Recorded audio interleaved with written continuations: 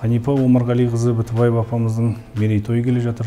Осы мерейтой қарсаңында Қанипа апамыздың, Қан апамыздың шәкірттері ол кісінің еңбегін зор бағалап, екінші анамыз болды деп үлкен баға беріп жатыр. Енді әрине осы мерейтой қарсаңында Қанипа апамыздың еңбегіне, ол кісінің жасаған жақсылығына арнап біз осы университетіміздің атынан Қанипа Бітібаева атындағы грант берілген болатынбыз. Қанипа Бітібаева 45 жыл ұстаздық өмірінде 45 минутта өзінің барлық білімін, барлық әдістемелік негіздерін, сондай-ақ жан-жақтылығын, оны сабаққа деген дайындығы ерекше болатын.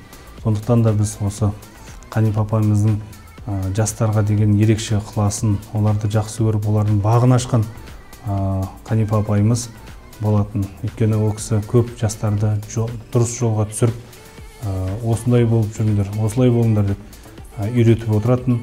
Әрине осы Қанипа апамыздың әдістемелік сабақтарын көруге, ашық сабақтарынан қатысуға Москвадан, кеңестік дәуірдегі барлық кеңес одағындағы мемлекеттерден, сондай-ақ мынау өзіміздің мемлекетіміздің Қазақстанның да түкпір-түкпірінен мұғалімдер келіп қатысуға ынтық болатын. Сондай бір сабақтың үстінен түскен мұғалімнің таңғалысын айтып өткім келіп тұр. Өйткені ол кісілер Абай жолын талқылаған кезде соның ішіне кіріп, оқушылардың Абай жолындағы кейіпкерлерді жеке-жеке салмақтап баға беріп, олардың сипатын келтіріп, оқиғаның желісін түсіндіріп жатқан кезде мұғалімдер таң қалыпты. Бұл мұғалім тек қана бала емес, балалардың өздері мұғалім ретінде осы үлкен бір дәрежеде салмақты ойларын білдіріп жатқан сабақ үстінде көріп, бұл не деген тамаша сабақ деп осы үлгі ретінде біздің Қанипа Бітібаева апамыздан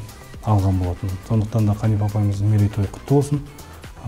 Тек қана осындай педагогикада ірі жобалар жасаған, Абай атамызды оқытудың әдістемесін дайындаған Қанипа апайымыздың еңбегі елене берсін, ел ескеріп, есінде ұстайды деп мен ойлаймын.